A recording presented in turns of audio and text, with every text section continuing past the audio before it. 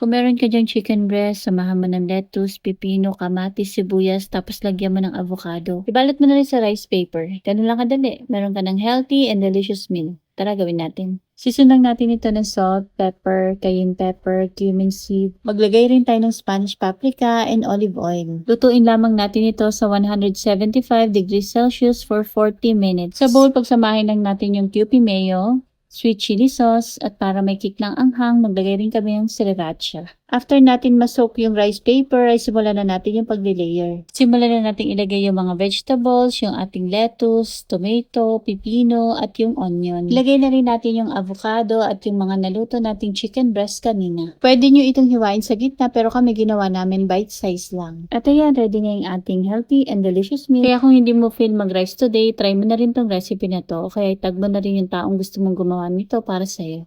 Yun lang. Bye!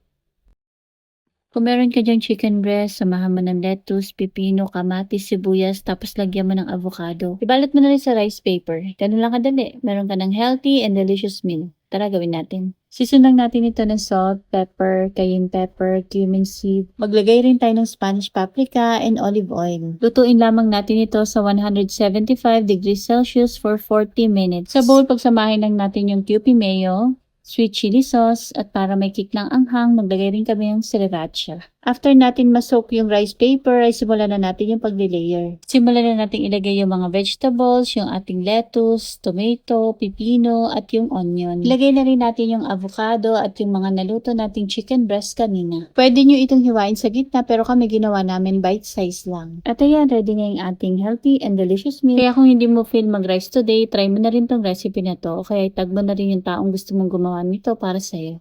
Yun lang. Bye!